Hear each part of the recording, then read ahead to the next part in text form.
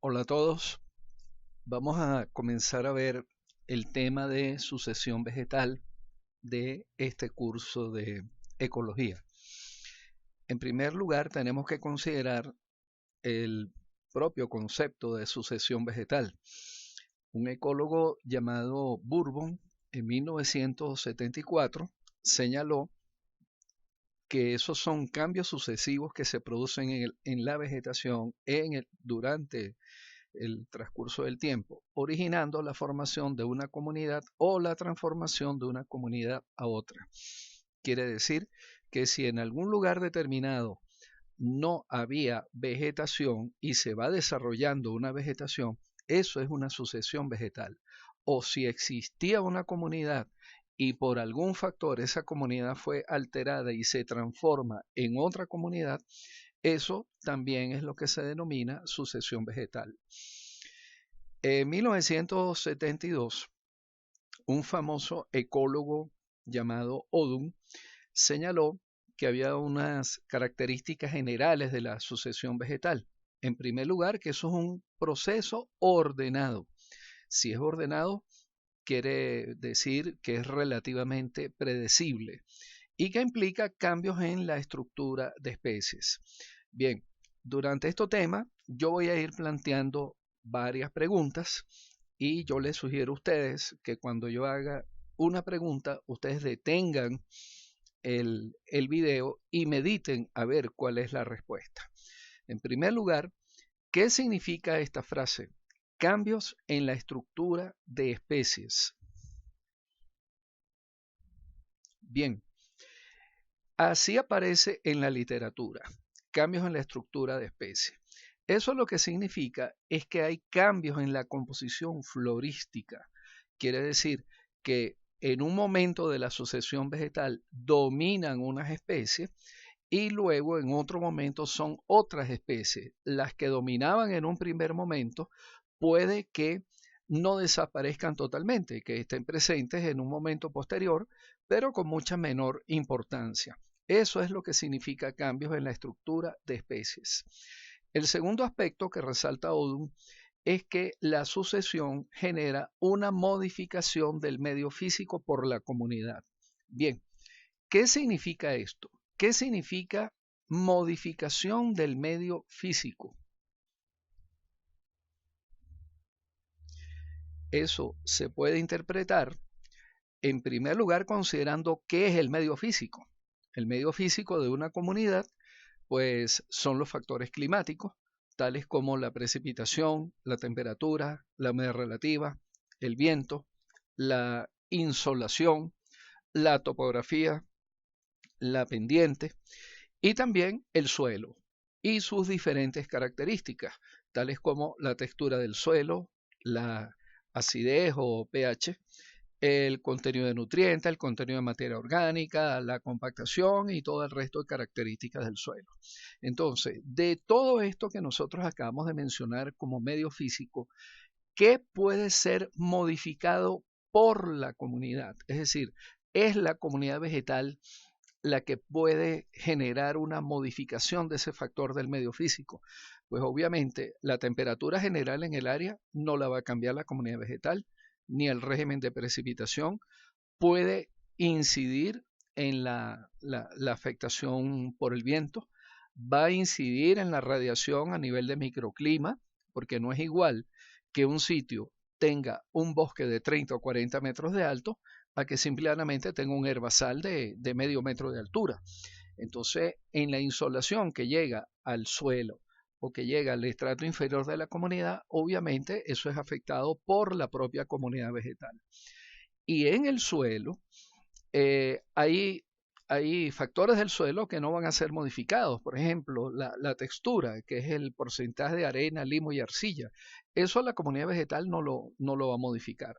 Pero sí va a modificar el contenido de materia orgánica y de eso depende la estructura del suelo y por allí también habría una relación con el contenido de humedad en el suelo. Entonces, les reitero, estas cosas hay que meditarlas. Cada una de estas frases que yo estoy colocando aquí en este material de apoyo, pues tiene un enorme significado y esas cosas, esos aspectos los vamos a ir discutiendo en la medida que vamos desarrollando este tema. El tercer aspecto que resalta Odum es que la sucesión vegetal culmina en un ecosistema estabilizado con un alto grado de biomasa y de funciones simbióticas entre organismos. Es decir, que al final ya el ecosistema está relativamente estable con la mayor biomasa posible que puede soportar el sitio y allí va a haber la máxima cantidad o la máxima diversidad de relaciones simbióticas. Al principio de la sucesión vegetal posiblemente las relaciones son fundamentalmente de competencia y al finalizar la sucesión vegetal pues puede haber competencia, mutualismo, amensalismo, predación también, parasitismo y otro conjunto de relaciones que las vamos a analizar más adelante. Bien, una sucesión vegetal ocurre mediante estadios que vienen a ser fases o etapas. Eso es cada paso bien distinguible del proceso de sucesión. Y un conjunto de estadios que ocurren en un cierto sitio, a eso se le llama una serie. La serie parte de una comunidad pionera en un suelo raso y pasa por todos los estadios hasta llegar al el último estadio, que es la etapa clímax. En todo esto, en los últimos años, se ha puesto muy de moda el concepto de resiliencia, que es la capacidad de un ecosistema para recuperar sus condiciones originales después de una perturbación natural o de origen antrópico. Hay ecosistemas muy resilientes, quiere decir que se recuperan después de una perturbación, y hay ecosistemas que no son resilientes, pues posiblemente se degradan después de la perturbación. Bien, aquí tenemos un ejemplo de algo que comúnmente uno lo ve cuando sale a pasear a la montaña, a estar en contacto con la naturaleza y de pronto uno no se da cuenta de qué es lo que está ocurriendo allí. Esto es un proceso de sucesión vegetal. Esto es una roca donde en primer lugar hay líquenes y luego aparece el musgo.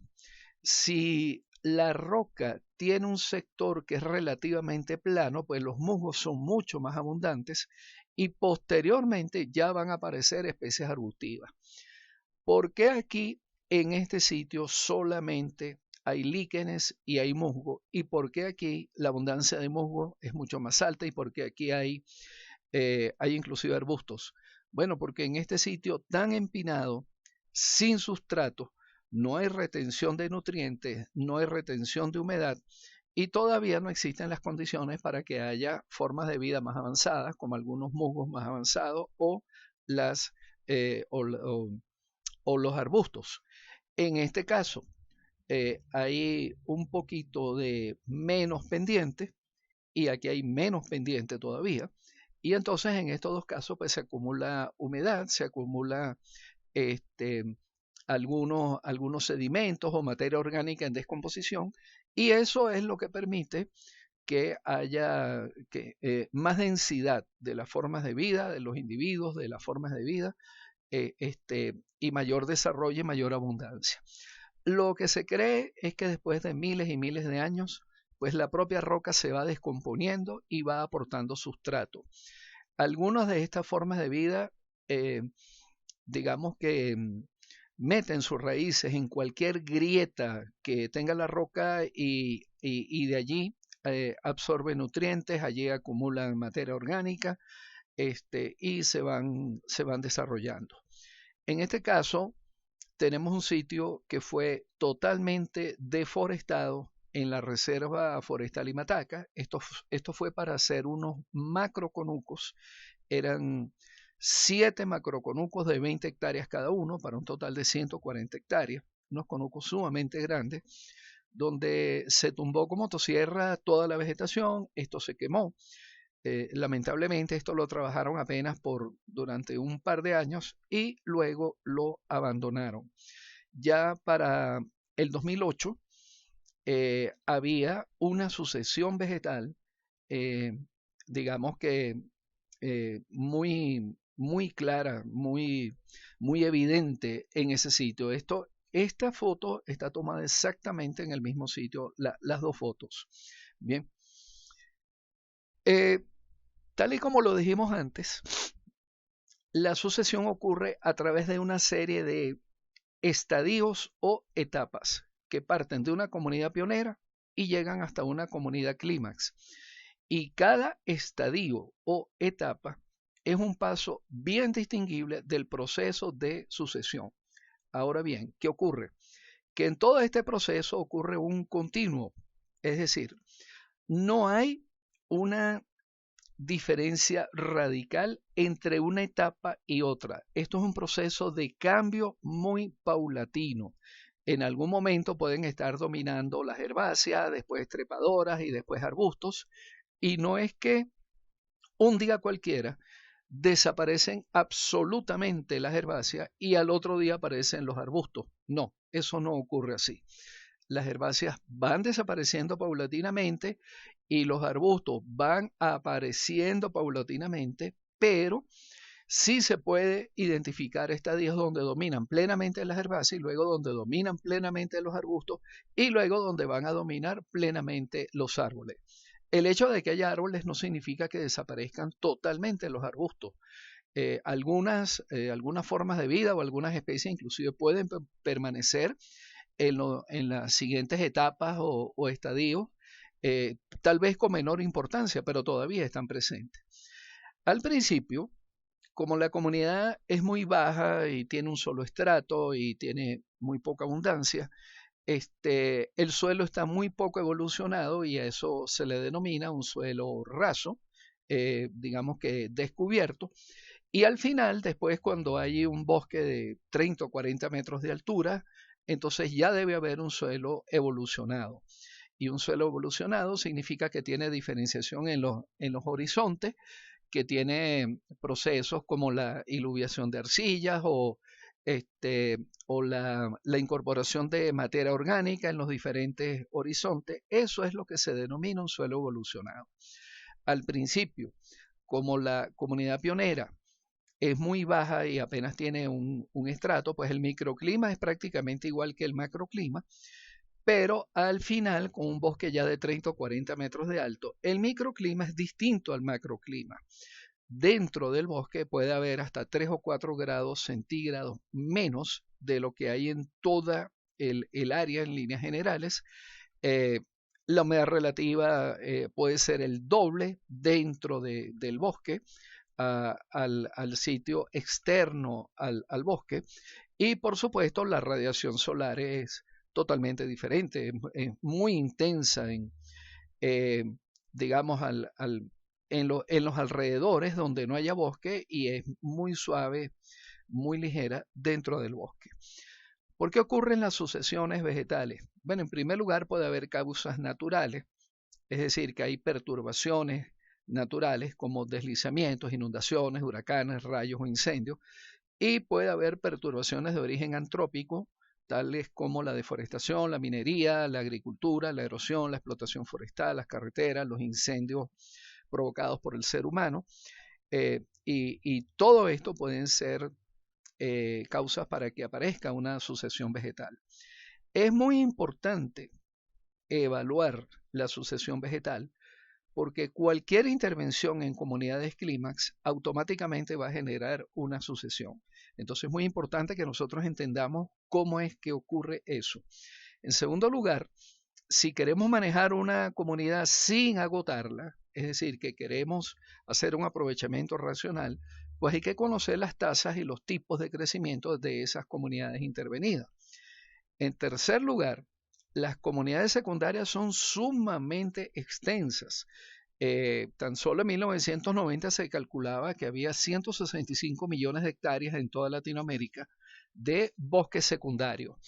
Entonces, en muchos casos, esas comunidades secundarias están caracterizadas por plantas oportunistas, heliófitas, de rápido crecimiento y que concentran su energía en estructuras reproductivas que a veces tienen interés para el ser humano. Entonces, aquí les pregunto, ¿qué ejemplo podrían pensar ustedes en cuanto a planta heliófita? Es decir, que crece a plena luz, que crece muy rápido y que concentran su energía en estructuras reproductivas que nos interesan a nosotros, al género humano. Bien, un ejemplo típico de eso es el maíz. Es una planta heliófita, es de rápido crecimiento y concentra su energía en la mazorca, que es el fruto, la estructura reproductiva. Otro ejemplo es la lechosa, otro ejemplo es la patilla, la uyama, el arroz. Bien, la mayoría de las plantas de las cuales nosotros nos alimentamos, pues entonces tienen estas características, son heliófitas, son de rápido crecimiento y están concentrando energía en las estructuras reproductivas. ¿Qué es lo que hace el ser humano? Pues mantiene ese sistema siempre en la primera etapa sucesional. Se hace el cultivo, se cosecha, se prepara la tierra y se vuelve a establecer el cultivo. Es decir, eso nunca pasa de la primera etapa sucesional. Por supuesto, la siembra es artificial. Nosotros mismos colocamos allí la semilla, pero si eso lo dejáramos allí, eso cumpliría todas las etapas de la sucesión vegetal, pero siempre lo vamos a mantener en la etapa de comunidad pionera. Y otro asunto muy interesante es que en la medida que la sucesión vegetal avanza, sobre todo cuando tenemos estadios más avanzados, esos estadios más avanzados ejercen funciones similares al bosque primario. Bien, ¿cuáles son esas funciones similares que tiene el bosque primario y que la ejercen de manera similar las comunidades secundarias avanzadas? Bueno, una de esas funciones es, por ejemplo, el control de la erosión, bien, la regulación del régimen hídrico, el aporte de hábitat para la fauna, la absorción de carbono y mitigación del cambio climático. Es decir, las comunidades secundarias avanzadas, a pesar de que no tienen toda la estructura, la biomasa y la composición florística de un bosque primario, pues no es que son totalmente inútiles. Esas comunidades secundarias avanzadas que todavía no han llegado a tener las características del bosque primario, ya comienzan a cumplir servicios ecosistémicos, como los que yo les acabo de mencionar. De hecho, esas comunidades secundarias avanzadas son, digamos que, el primer factor que retiene el suelo y evita la erosión. Evita la erosión. Entonces, dicho de otra forma, no hay que esperar a que el bosque esté en una condición primaria para decir que la erosión se ha detenido. No, ya desde que se establece una comunidad secundaria relativamente densa, ya podemos decir que la erosión se ha detenido. Y si es una comunidad secundaria avanzada que tiene 2 o 3 estratos, lo más seguro es que esté cumpliendo perfectamente con la regulación del régimen hídrico, sobre todo en zonas de altas pendientes.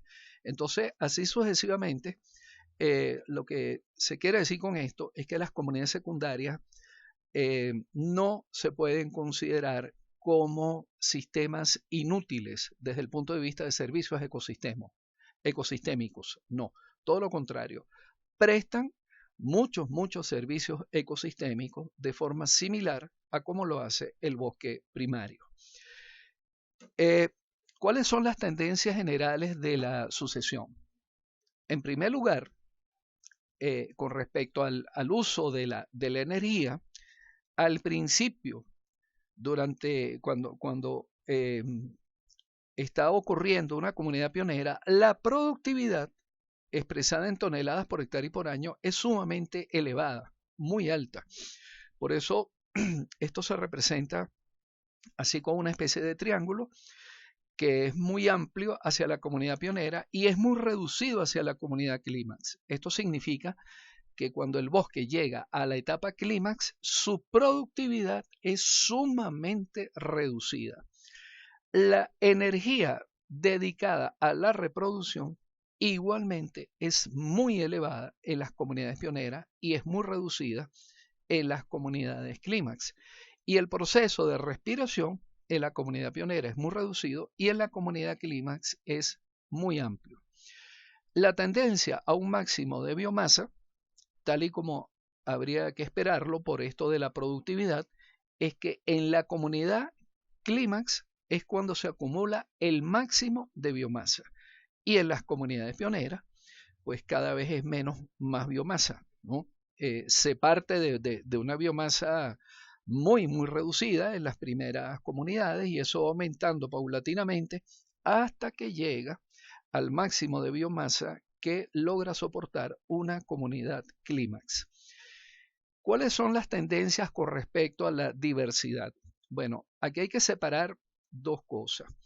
Un asunto es una perturbación muy fuerte y otro asunto es una perturbación ligera. Si hay una perturbación sumamente fuerte, es decir, que la comunidad prácticamente es eliminada, pues obviamente la diversidad baja drásticamente. Si uno elimina un bosque, toma un bosque y forma un conuco, desaparece la diversidad. En ese sitio desaparece la diversidad. Y luego la diversidad se va recuperando lentamente hasta llegar a alcanzar los niveles que tenía la comunidad primaria. Entonces, a medida que avanzan los estadios, va a existir una estructura más complicada en sentido vertical. Ok, ¿qué es esto? ¿Qué es una estructura más complicada en sentido vertical?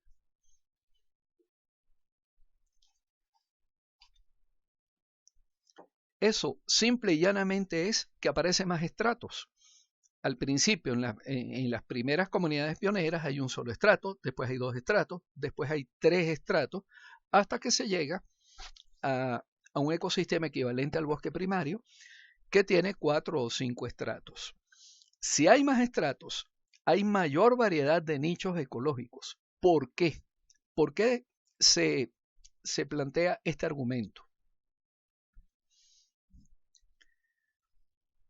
Bien, esto significa que al principio, habiendo un solo estrato, pues hay oportunidad exclusivamente para especies pioneras, especies heliófitas, especies que viven en condiciones de plena luz, porque ese solo estrato recibe toda la iluminación. Y al final, cuando hay 4 o 5 estratos, en el estrato superior va a haber especies que soportan la plena iluminación y en los estratos intermedios hay una cantidad mediana de iluminación y en el estrato inferior al nivel del suelo hay condiciones de sombra. Prácticamente todo el tiempo hay condiciones de sombra. Entonces, al haber muchos estratos, es decir, al haber una estructura más complicada, hay muchos nichos ecológicos, hay variedad de nichos. Está el nicho para las especies totalmente heliófitas, está el nicho para las especies intermedias y está el nicho para las especies que se dan a la sombra. Esta variedad de nichos ecológicos, por supuesto, que va a generar diversidad, más diversidad de flora y fauna. Y al haber más diversidad, hay menos probabilidad de que un cambio importante afecte negativamente al sistema como un todo. Es decir, el sistema es mucho más estable cuando hay más diversidad. Por otra parte, cuando hay perturbaciones ligeras y frecuentes, se ha establecido que hay mayor diversidad. Y esto es lo que se denomina la hipótesis de la perturbación intermedia de Cornell, que fue establecida por ese autor en 1978. Esto es algo así como que si usted tiene un bosque solamente con especies, digamos, nómadas o tolerantes, después vamos a explicar eso, ¿no? Especies que están arriba en el dosel y las especies que están dentro de los distintos estratos del bosque, allí no hay oportunidad para que haya especies pioneras porque no hay plena iluminación. Si usted tiene ese bosque, hay oportunidad para unas determinadas especies, pero si usted genera una perturbación ligera, entonces va a haber oportunidad para que entren más especies y entonces va a haber mayor diversidad. Bien, repito, la mayor diversidad va a ocurrir cuando los ecosistemas sufren perturbaciones ligeras y frecuentes. Otra tendencia de la sucesión vegetal con respecto a los ciclos biogeoquímicos es que las comunidades clímax poseen mayor capacidad para atrapar y retener elementos nutritivos. Se reduce el tiempo de permanencia de esos elementos fuera de los organismos. Esto lo vamos a explicar con este gráfico. Por aquí tenemos una representación del ciclo de nutrientes. Es decir, que los elementos vegetales caen al suelo, allí ocurre la descomposición y cuando ocurre la descomposición los elementos se incorporan al suelo y desde el suelo las raíces absorben los nutrientes y lo incorporan a las plantas y esto funciona como un ciclo constante, permanente.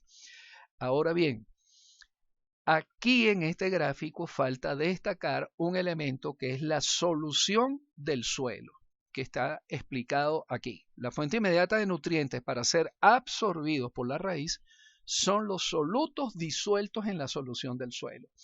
Quiere decir que las raíces no absorben nutrientes en estado sólido. Si usted tiene una molécula de un nutriente allí aislada que está sólida, la raíz no lo puede absorber.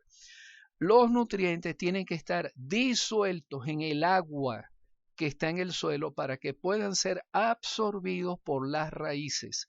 Quiere decir entonces que hay una fase, hay una etapa en la cual los nutrientes están contenidos en la solución del suelo. Y tal y como lo decía aquí el párrafo anterior, se reduce el tiempo de permanencia de esos elementos nutritivos fuera de los organismos. ¿Cuál es ese tiempo de permanencia fuera de los organismos? El tiempo de la solución del suelo. Mientras los nutrientes pasen más tiempo en la solución del suelo, son más susceptibles de perderse por lavado o lixiviación. Bien, si usted reduce el tiempo de estadía de los nutrientes en la solución del suelo, es decir, que apenas los nutrientes llegan a la solución de una vez son absorbidos por las raíces, entonces se reduce la posibilidad de que se pierdan los nutrientes del sistema. Bien, las comunidades clímax, pues, son las más eficientes, son las que más reducen el tiempo de estadía de los nutrientes en la solución del suelo. En las comunidades pioneras, las primeras etapas sucesionales, la etapa de sucesión de solución del suelo es un poquito más larga y por eso allá hay, digamos que riesgo de que se pierdan los nutrientes. ¿Cómo hacen algunos ecosistemas primarios o ecosistemas clímax para retener los nutrientes? Bien, un grupo del IBIC, donde estuvo Ernesto Medina, Rafael Herrera y otros autores, hicieron esa investigación en el Amazonas venezolano y determinaron que en el suelo hay una densa capa de raíces que retienen los nutrientes. Realmente esto ocurre en toda la zona tropical, en todo el mundo, pero en Amazonas es mucha más intensa esta densidad de la capa de raíces en el primer horizonte del suelo, digamos durante los primeros 50 o 60 centímetros del suelo. Eso es una maraña de raíces sumamente densa que automáticamente pues, van a absorber los nutrientes. Segundo, hay un ciclaje directo de nutrientes desde la hojarasca por las micorrizas, o sea que los nutrientes prácticamente no pasan por la solución del suelo. Hay un sistema de micorrizas que absorben los nutrientes directamente desde la hojarasca. Bien, se reduce la herbivoría porque muchas plantas agregan polifenoles y alcaloides en sus estructuras vegetativas, en las hojas o hasta en las flores y en muchos frutos. Estas sustancias químicas como los polifenoles y los alcaloides son tóxicos para los animales y así las plantas evitan la herbivoría, evitan perder estructuras por el consumo de los animales. Otro proceso que usan estas plantas en los ecosistemas amazónicos es la translocación de nutrientes. Esto significa que cuando una hoja ya está en la etapa senil y se va a caer, la hoja retransloca los nutrientes a otras hojas más jóvenes o a los tallos o a los frutos o a las flores o a cualquier otra estructura de la planta. Entonces, cuando la hoja cae, tiene muy poquitos nutrientes en esa estructura física. Hay adaptaciones fisiológicas como las hojas esclerófilas y coriáceas que pierden menos nutrientes y son menos susceptibles a la herbivoría. Inclusive el ángulo en que queda la hojarasca en el suelo disminuye el lavado, es decir, que las hojas como que no están muy horizontales en el suelo, sino que están inclinadas, tienen una cierta tendencia a estar verticales para que el efecto de las gotas de agua pues no sea tan fuerte y disminuya el lavado de nutrientes. Y en los fustes, en los troncos, hay organismos epifíticos que extraen nutrientes de la lluvia y fijan nitrógeno. ¿Cuáles son estos organismos epifíticos?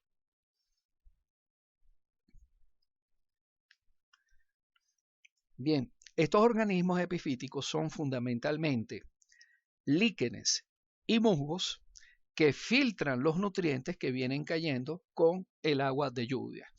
¿Cómo hicieron para demostrar esto? Pues pegaron unos recipientes al tronco de los árboles, en la base de los árboles, pegaron unos recipientes de plástico que quedaran bien adheridos y recogieron el agua que venía chorreando por el fuste de esos árboles. Recogieron esa agua y recogieron agua de lluvia directa, agua de lluvia que no pasaba por ninguna estructura vegetal, directamente de como caía en el cielo la atraparon en un recipiente. Compararon las dos aguas y el agua que venía corriendo por los fustes tenía menos nutrientes que el agua de lluvia directa. Eso significa que el agua cuando va corriendo, cuando va chorreando, cuando va bajando pegada al fuste de los árboles, esa agua es filtrada y los nutrientes se quedan atrapados en los líquenes y los musgos. Entonces, esto es una forma de incorporar nutrientes allí al sistema. Bien, otra tendencia de la sucesión vegetal es ir hacia un alto grado de homeostasis. Eso significa estabilidad, organización y mayor información. Pues hay más estabilidad porque hay más especies, hay más organización porque hay más estratos y hay más información porque hay mucho más material genético dentro de la comunidad y todo eso le va a dar, digamos que, mayor resiliencia a la comunidad. Entonces, estas comunidades que tienen alto grado de homeostasis, pues resisten más a los cambios y tienden a permanecer en estado de equilibrio. Vamos a hablar ahora de los tipos de sucesión. En primer lugar, con respecto al nivel de organización, podemos tener sucesión progresiva, que es normalmente la mayor, el tipo de sucesión más común y corriente es sucesión progresiva, que va de un bajo nivel de organización a un alto o complejo y diferenciado nivel de organización.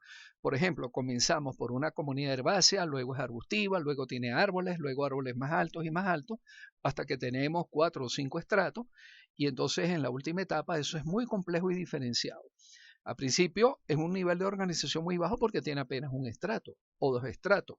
Ahora, puede haber una sucesión regresiva.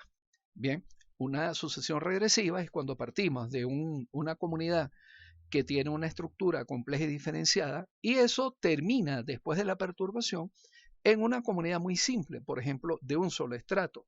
Y esto es lo que estamos observando en la Gran Sabana, que luego les voy a detallar con unas imágenes más amplias. También podemos tener sucesión cíclica y eso es lo que ocurre con los conuncos. Es decir, partimos de un bosque, el bosque se tumba,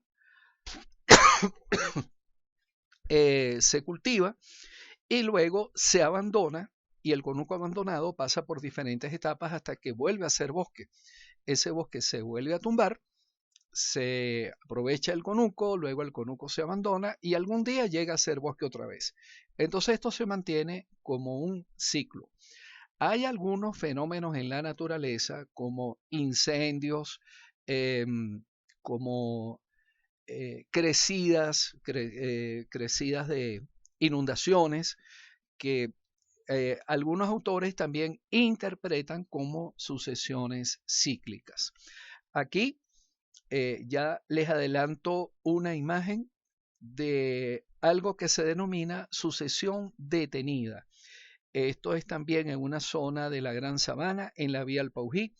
Aquí hicieron un conuco, lo abandonaron, pero esto se invadió de lecho y esto no avanzó.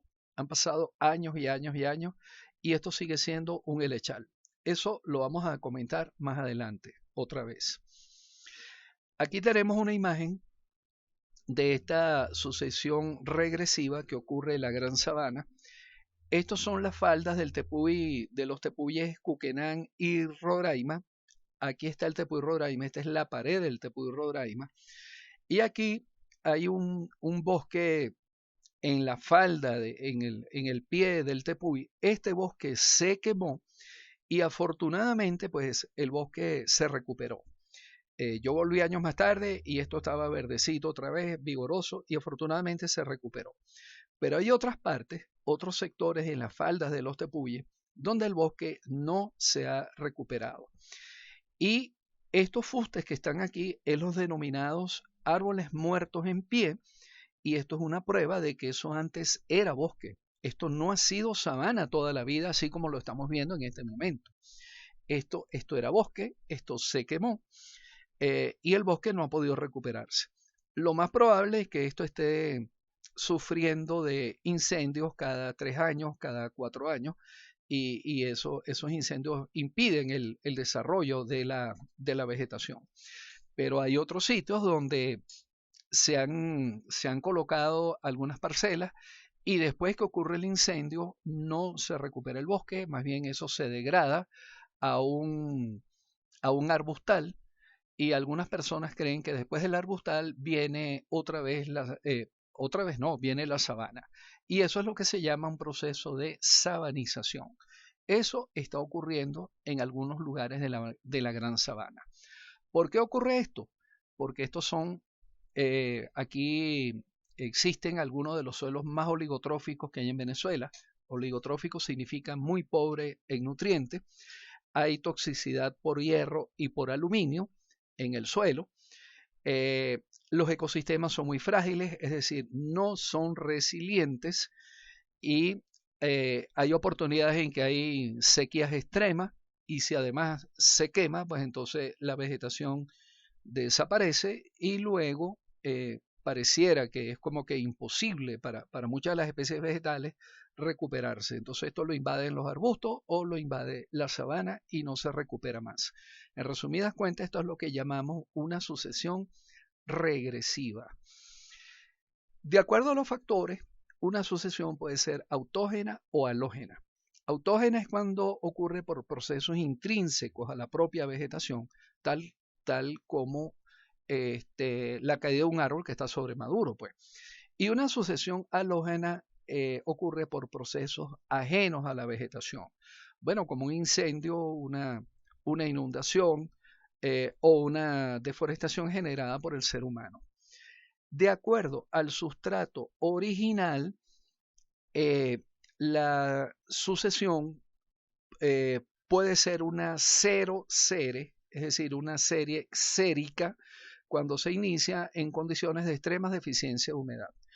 Por ejemplo, una roca o un banco arenoso. Bien, en la roca, ya lo dijimos, se establecen primero líquenes crustáceos, luego líquenes foliosos, después va a haber musgos, como los que vemos acá, después va a haber hierbas, después arbustos, finalmente aquí podría haber bosque. Bien, algunas personas no creen que esto sea posible. Bueno, en el Amazonas venezolano hay unos cerros, hay unas colinas que los llaman las lajas. Lajas. Esto es roca sólida. Y arriba de esta roca sólida, nosotros tenemos estos bosques bajos, diversos y densos, ¿no? Con muy alta cobertura, como lo que estamos viendo acá.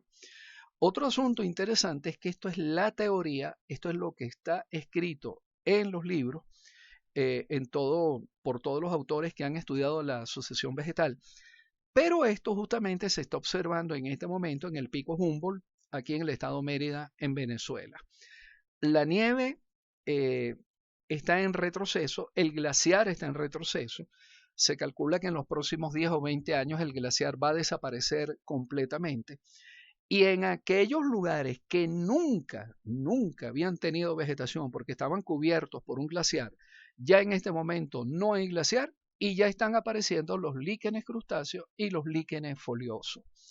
Los primeros reportes de la investigación del retroceso del glaciar del Humboldt están confirmando entonces estos asuntos que estaban en teoría en los libros. En algo tan extremo como un desierto, cualquiera podría pensar que es imposible que se desarrolle vegetación. Esto es pura arena, esto es puro sílice, aquí no hay ningún nutriente, aquí no hay humedad, pero resulta que si por alguna razón un médano se queda quieto y no se mueve más, allí sí se desarrolla vegetación, como estas plantas que estamos viendo acá. Aquí hay una en la cima del médano y aquí están otros en la parte inferior. Si pasan años y el médano no se mueve, bueno, ese médano va a la larga a quedar cubierto por una vegetación arbustiva muy espinosa, hojas muy pequeñas, pero al fin y al cabo es una vegetación que se desarrolla allí. Entonces, para que avance una sucesión sérica, tiene que haber algo de acumulación de sustrato o tiene que haber una estabilización de un sustrato que permita retener algo de humedad y que permita acumular algunos nutrientes, así sea por la propia materia orgánica en descomposición. Si no se logra formar ese pequeño sustrato, pues no se desarrolla la sucesión. En una roca, el sustrato lo va a conformar las mismas estructuras de los líquenes y de los musgos cuando se descomponen. Eso va a formar sustrato para los siguientes individuos que se van a establecer allí.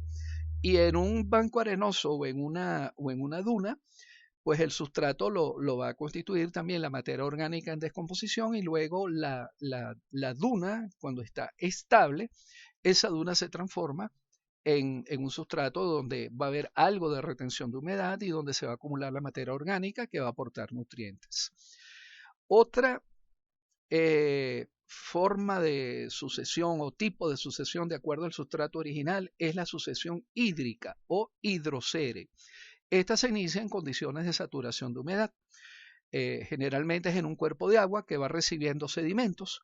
Se va acumulando en ese cuerpo de agua el detritus orgánico, disminuye la profundidad del cuerpo de agua y a la larga se desarrolla un sustrato aireado. Entonces al principio hay vegetación sumergida, luego puede haber vegetación flotante como algas y algunas otras plantas, luego pajonales, después ciperáceas, después arboledas y finalmente el bosque.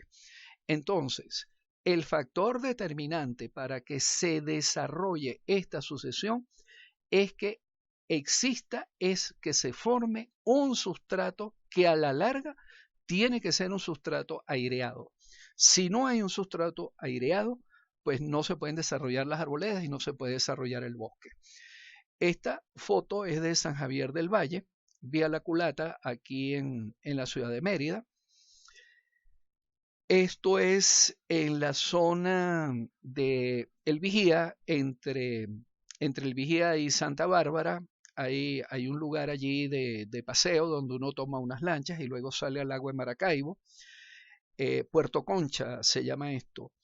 Y en la ruta hay unos canales laterales donde el agua está totalmente quieta, pues esta agua está recibiendo sedimentos, está recibiendo materia orgánica. Y ya aquí hay una vegetación flotante que está constituida por lirio de agua. Esta foto es en el Parque de la Exótica Flora Tropical, cerca de de San Felipe, allí en Yaracuy. Es un parque muy llamativo, yo recomiendo muchísimo que lo vayan a visitar. Y allí hay una laguna y en un pequeño sector están pues casi que todas las etapas de la sucesión hídrica. Está la vegetación sumergida, la vegetación flotante, están los pajonales, están las ciperáceas, están las arboledas y están los árboles al fondo. Y esto es en el delta del río Orinoco en el estado del Tamacuro. Hay mucha zona de pantano y allí obviamente pues también se está desarrollando una sucesión hídrica. Entonces, aquí tenemos estos datos de profesor Herman Finol de unos levantamientos que él hizo allá en el delta del río Orinoco en unos ecosistemas que son muy ricos en palma manaca. Aquí tenemos un levantamiento número 1, levantamiento 2 y levantamiento 3. Para cada levantamiento tenemos las 5 especies más importantes de acuerdo al IBA y su valor de IBA porcentual. Aquí está el cociente de mezcla. Acuérdense que hablamos de esto en el capítulo anterior. El cociente de mezcla en cada levantamiento. Aquí está el levantamiento 1, el 2 y el 3, cada uno con su cociente de mezcla. Entonces, la pregunta es, esto es una sucesión vegetal y aquí hay representadas 3 etapas. La pregunta es, ¿cuál es la etapa más pionera? La primera etapa que se establece en el pantano, ¿cuál es la segunda etapa y cuál es la etapa más avanzada de estos 3 levantamientos que están aquí?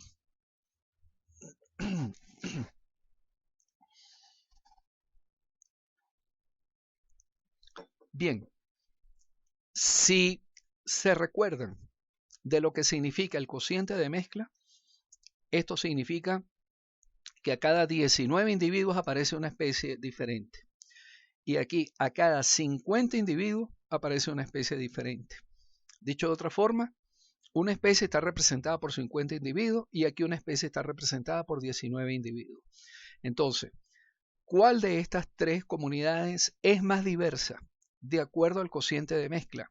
Pues la más diversa es la número 1.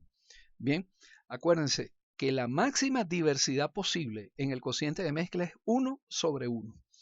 Mientras más bajo sea el valor del denominador, más diversa es la comunidad. Si esta es la comunidad más diversa, entonces esta es la comunidad más avanzada en la sucesión vegetal. Y esta es la comunidad más pionera en la sucesión vegetal. Veamos la composición florística. Al principio, la palma manaca, en esta comunidad más pionera, tiene 42% del índice de valor de importancia empleado. Aquí tiene 12% y aquí tiene 11%.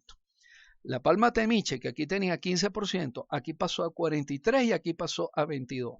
Entonces, esto es una comunidad, digamos que intensamente dominada por palma manaca. Y es algo así como que la palma manaca le prepara el sitio y lo hace más adecuado para que se metan otras especies. En una segunda etapa se mete la palma temiche, pero en una tercera etapa ni la temiche ni la manaca son tan dominantes en la comunidad como en la primera o la segunda etapa. Quiere decir que aquí hay más diversidad y esto es un bosque mucho más avanzado. ¿Cómo hace eso la palma manaca? Bueno, esa es una palma que se da en macoyas. El nombre científico es Euterpe oleracea. De allí es donde se extrae el palmito que usamos en las ensaladas. Esa palma crece en macoyas, tiene muchas raíces zanco. Ella logra establecerse en el pantano y entre la macoya y las raíces va acumulando sustrato. Va disminuyendo la profundidad de la inundación en ese ecosistema de pantano y eso le prepara el sitio para que se establezca la palma temiche o el peramancillo. Fíjense que el peramancillo tenía 7 puntos en el IBA porcentual y aquí llegó a 11. Bien, y después entre la temiche y la manaca pues le preparan el sitio a otras especies para que se incorporen muchas más especies. Entonces, esto es la interpretación de estos 3 levantamientos de una sucesión hídrica que debe estar ocurriendo allá en el delta del río Orinoco. Bien, una mesocere se inicia en condiciones intermedias de humedad. Es decir, que no es un banco arenoso, no es una roca, tampoco es un cuerpo de agua, es un suelo aireado, ¿bien? Y con relativamente ya estructurado, con varios horizontes. Eso es lo que se denomina una mesosfera. Entonces, esta sucesión es mucho más rápida porque no hay eh, déficit ni exceso de humedad. Ahora, respecto a la preexistencia de la vegetación, la sucesión puede ser primaria cuando se desarrolla en un área que nunca ha soportado vegetación, como el caso de las rocas que estuvimos mostrando, o como el caso de los médanos de Coro que estuvimos mostrando. Eso nunca ha tenido vegetación. Y lo que está ocurriendo allí es una sucesión primaria. Eso es un proceso muy lento porque eso está ligado a que se desarrolle el suelo. Entonces esos son procesos que duran centenares o miles de años. Luego tenemos la sucesión secundaria, que son las más interesantes porque son las más frecuentes y las más abundantes en todo el planeta. Y eso se desarrolla en un área donde se ha eliminado total o parcialmente la vegetación original. Esa sucesión es más rápida porque ya hay un suelo desarrollado. A pesar de que haya alguna alteración en el suelo, bueno, pero ya existe un suelo desarrollado.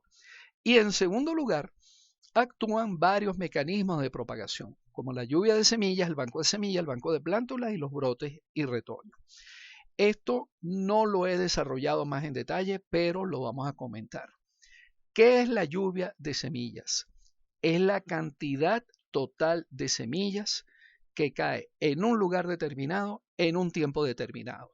Entonces las semillas, esa lluvia de semillas la podemos evaluar por número de semillas por metro cuadrado por año, por decir algo, o kilogramos de semilla por hectárea por año.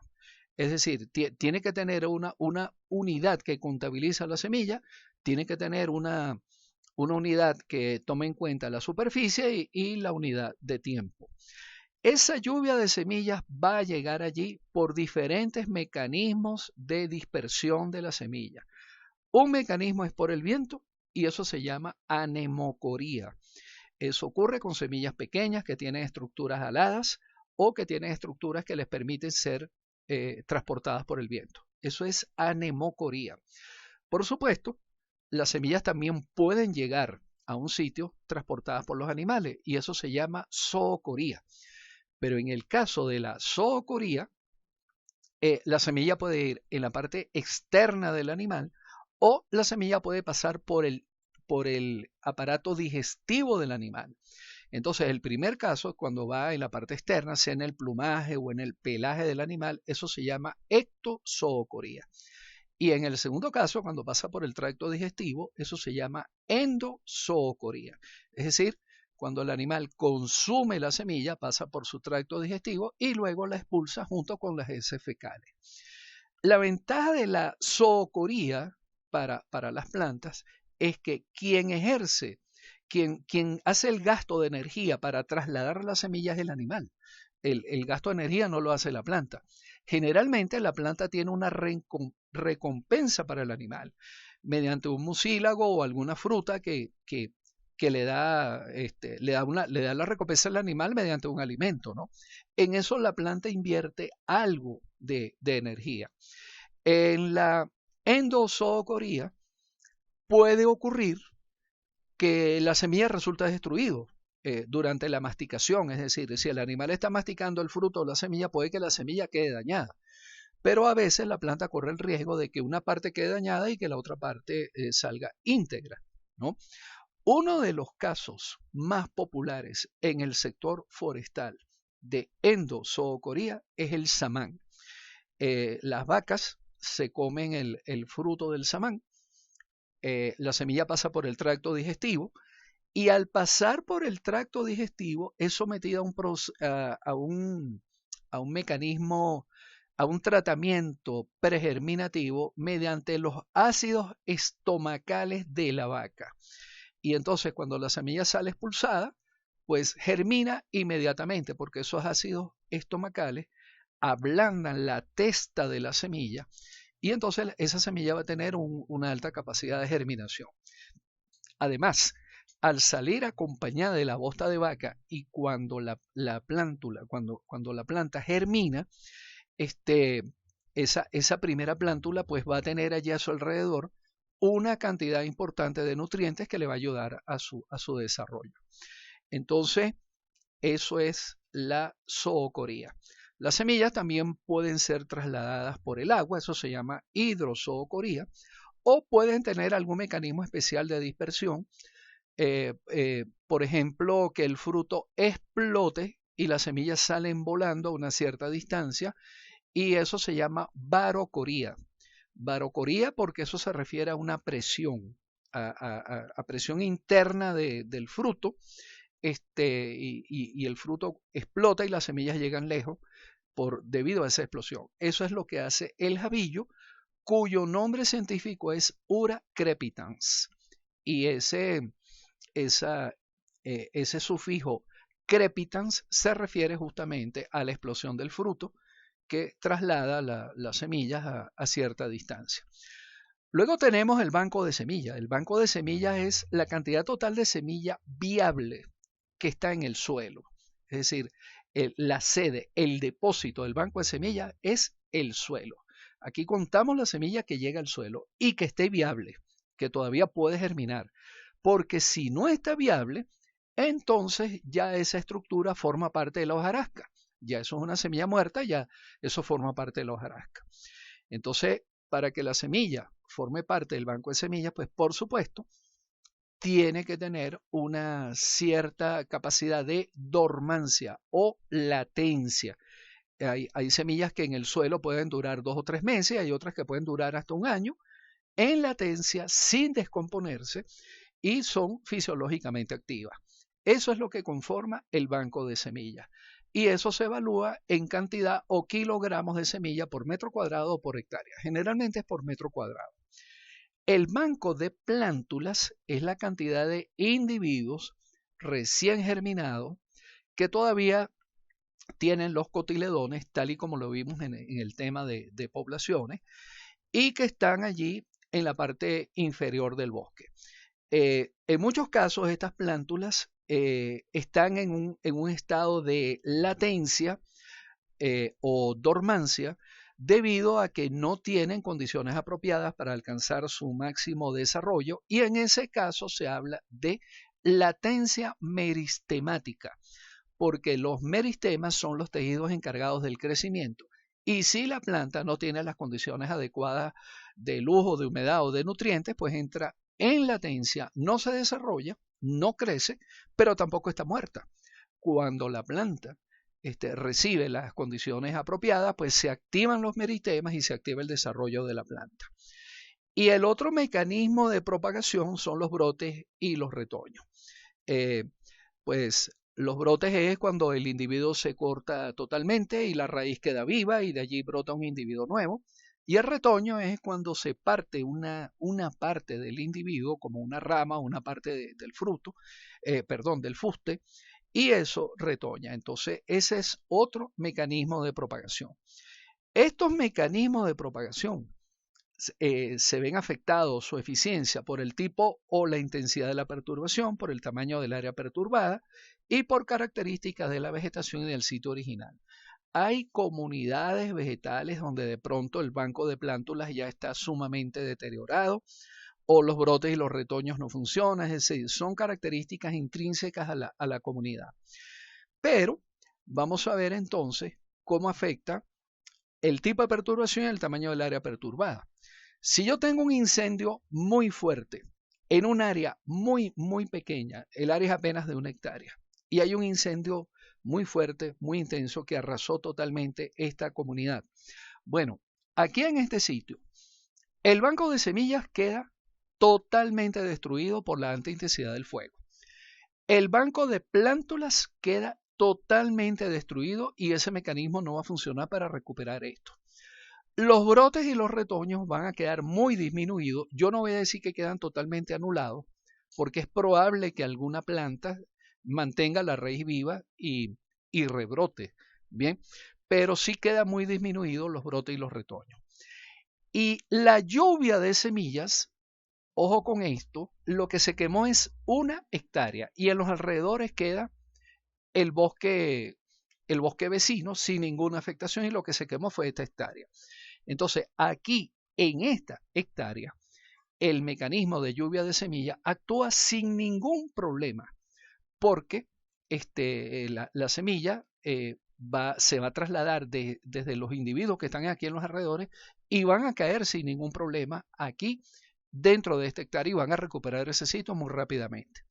Si el área es muy grande, pues, y es un incendio muy fuerte, pues ocurre lo mismo con el banco de semillas, con el banco de plántulas, con los brotes y retoños y con la lluvia de semillas. Es un proceso muy lento, es relativamente ineficiente, pero no es imposible. Es muy lento porque en el centro va a ser muy difícil que lleguen las semillas, así sea trasladadas por animales o trasladadas por el viento. Entonces, esto va a empezar a recuperarse por el borde. Esto se va a recuperar es por el borde. Primero se recupera el borde, después un poco más adentro, después más adentro, después más adentro, hasta que se recupera toda el área. Entonces, el proceso no es imposible, pero es mucho más lento. Sí ocurre, pero es mucho más lento el proceso de lluvia de semilla. Por eso es que los incendios pues son una de las peores calamidades que sufren los ecosistemas y cuando ocurren pues hay que ayudar, hay que reforzar al ecosistema mediante la dispersión de semilla o plantación para que esa área recupere, recupere el ecosistema lo antes posible. Bien, yo les dejo a ustedes el ejercicio de analizar cómo sería la eficiencia de los diferentes mecanismos de propagación en las comunidades, si es una deforestación con motosierra y machete solamente en un área muy pequeña, un área muy grande, o si es una deforestación con maquinaria pesada, por ejemplo, un D6 o un D8, una máquina de oruga que deforesta todo aquello, en un área muy pequeña y en un área muy grande. Entonces la pregunta es, ¿cómo actúan? ¿Cómo es la eficiencia de los mecanismos de propagación en cada una de estas condiciones? Bueno, dejamos en este momento hasta este punto este análisis de la sucesión vegetal. Continuaremos en sesiones posteriores y quedo atento a sus preguntas o comentarios. Hasta luego.